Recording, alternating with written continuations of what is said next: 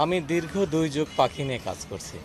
তো পাখি দেখলাম যে আমাদের যে আবাসিক পাখিগুলো আছে, যেমন দোয়েল, শালিক, ৩ রকমের শালিক আছে, পেঁচা পাখিরা আছে।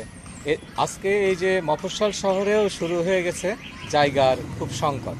পুরনো বাড়িগুলো ভেঙে ফেলছে, বড় বড় বৃক্ষগুলো নিধন করে ফেলছে, যার পরিপ্রেক্ষিতে আমি এই খুঁটি বাঁধার পক্ষপাতী ছিলাম না। কারণ আমি চাই প্রকৃতির পাখি প্রকৃতিতেই বসবাস করুক। কিন্তু এখন কি অবস্থা দাঁড়িয়ে গেছে যে পাখিগুলো কোথাও নিরাপত্তা নাই। আমি একদিন দেখি অনেকগুলো পাখি মারামারি করতেছে বাসার জন্য, একটি পাইপের মধ্যে বাসা করার জন্য তারা ছোটাছুটি করতেছে। এইভাবেই আমার মাথায় প্রথমে এই জিনিসটি আসে। তারপরে আমি পার্শ্ববর্তী এলাকায় দেখলাম এই কলসের মধ্যে বাসা তারা বেঁধে দিয়েছে।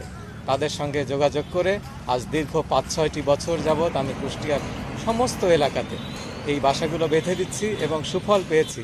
কারণ এই শহরে এলাকায় এই ছিদ্রযুক্ত কলস অত্যন্ত প্রদেয়, এর মধ্যে বাচ্চাগুলো সুন্দর মতো ফুটছে এবং ঝড় বৃষ্টিতে তাদের কোনো ক্ষতি হচ্ছে না। দ্বিতীয়ত, এই পাখির সঙ্গে সঙ্গে আমি দেখতে পাচ্ছি কাঠবিড়ালও ওর মধ্যে বাসা করেছে এবং একটি পেঁচা আছে, নিম পেঁচা, যে পাখিটি অত্যন্ত বিরল। তারা পুরনো ১০০ বছরের পুরনো গাছেই শুধুমাত্র বাসা করে, সে গাছগুলি তো আর এখন নেই।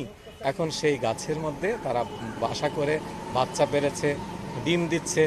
আর এই এদের বংশবৃদ্ধি হচ্ছে, এদের আর সেই বাসার সংকট অনেকটাই কমাতে পেরেছি। আমার চেষ্টা থাকবে সবসময় যে আমি আরও এই সমস্ত কাজগুলো করব।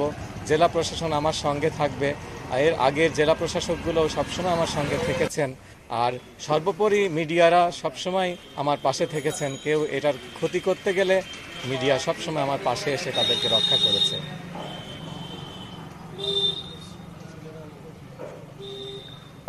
এই খুঁটিগুলো বাঁধার সময় ছোট ছোট বাচ্চারা প্রথমে কৌতূহলভাবে দেখে, তাদের মনে হয় বাচ্চাগুলো হলে ধরে নিয়ে যাব। তাদেরকে বোঝানো হয়েছে, তারা এখন নিজেরাই এই খুঁটিগুলো পাহারা দেয়, তারা পাহারা দিয়ে রাখে। একটি বাচ্চা যদি কখনো পড়ে যায় সঙ্গে সঙ্গে আমাকে খবর দেয়, আমি আবার সেটি আমার লোক রেখেছি তাদেরকে দিয়ে তুলে দিই ওখানে। এবং যখন দেখি যে তার বাবা মায়ের কাছে বাচ্চাটা ফিরে গেল এবং বাচ্চাকে তারা নিরাপদে বড় করে আবার প্রকৃতির মাঝে উড়ে বেড়াচ্ছে, এইগুলো দেখতে আমার যেমন ভালো লাগে তেমনটি আমার কুষ্টিয়াবাসীর সবার ভালো লাগে। আশা করি দেশবাসীর সবারই ভালো লাগবে এই কাজটি। পরিবারের পক্ষ থেকে আমাকে সবসময় এই কাজের জন্য সহযোগিতা করেছে, আমার কখনোই তারা বাধা দেয়নি এবং তারা আমার বাড়িতেও এখন একটি পাখির অভয়ারণ্য সৃষ্টি করেছে। আপনি এই মুহূর্তে দেখতে পাবেন আমার এই খুঁটি ছাড়াও অনেক পাখি যতটুকু সুযোগ পেয়েছে গাছেও বাসা করেছে। আমি তাদের নিরাপদে রেখেছি, কেউ তাদের কোনো ক্ষতি করছে না। আমার ধরেন আপনি ৪ ফিটের মধ্যেও একটি মৌটুসি পাখি সেদিন বাসা করেছে আমার উঠোনে, যে বাসাটিতে তারা সে ডিমে তা দিচ্ছে। বাড়ির মানুষ সেখানে আসা যাওয়া করছে, কিন্তু সে কিছুতেই ভয় পাচ্ছে না এবং আশা করি সেও তার বাচ্চা নিয়ে আবার প্রকৃতির মাঝে ফিরে যাবে। আমাদের তো আমাদের দেশে এখন বন জঙ্গল নেই, কারণ আগে কত সুন্দর বন জঙ্গল ছিল, পাখি আসতো, ডাকতো, শোনা যাইতো, কত সুন্দর লাগতো, আমাদেরকেও ভালো লাগতো পাখির। হ্যাঁ, এখন বন জঙ্গল উঠে যাচ্ছে, গাছগাছালি উঠে যাচ্ছে, পাখির তো আর সেই সুন্দর ডাক আমরা শুনতে পাচ্ছি না। দুর্ভাগ্যজনক। আগে পাখি যখন গাইতো আমরা শুনতাম, গাছের টাছে দাঁড়িয়ে পাখি ডাকছে, কত সুন্দর সুন্দর। কিন্তু এখন তো বন জঙ্গলও নাই, গাছগাছালিও খুব সংখ্যা কম আমাদের কুষ্টিয়াতে। তো পাখির সেই শব্দগুলি, গানগুলি, সুরগুলি আর শুনতে পাচ্ছি না। আমাদের এই যে পদ্মার নদীতে নৌকা নিয়ে অনেকে বন্দুক নিয়ে, এয়ারগান নিয়ে পাখি মারতে যায়। এদের এদের জন্য আইনগতভাবে কুষ্টিয়া থানাতে ব্যবস্থা নেওয়া উচিত। কুষ্টিয়া জেলাতে এটা একটা মানববন্ধন করা উচিত। এটা আমরা সব উদ্যোগ নেব।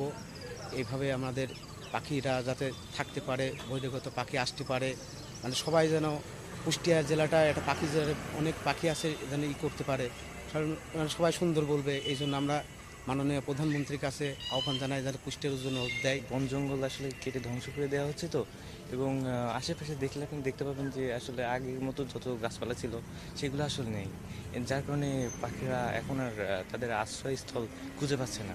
সেই কারণে আসলে আস্তে আস্তে পাখিরা বিলুপ্ত হয়ে যাচ্ছে। আর আমার মনে হয় এই বিষয়ে সরকার যদি সচেতন হয় এবং তাহলে আসলে পাখিদেরকে রক্ষা করা যাবে। আসলে পাখিরা আমাদের হচ্ছে দেশের সৌন্দর্য। এখন গাছপালা কেটে ফেলার কারণে পাখিরা বিলুপ্ত হয়ে যাচ্ছে দিনে দিনে। এখন গাছপালা ছাড়া পাখিরা তো ঠিকঠাকভাবে থাকতে পারে না। এখন সরকারের উচিত যে আমাদের পাখিদের আবাসের জন্য আরও সুন্দর করে গাছপালা লাগানো এবং এদের সংস্কার করা। পাখির হারায় যাওয়ার একটি আগে ছিল একটা জিনিস, সেটা হলো শিকার।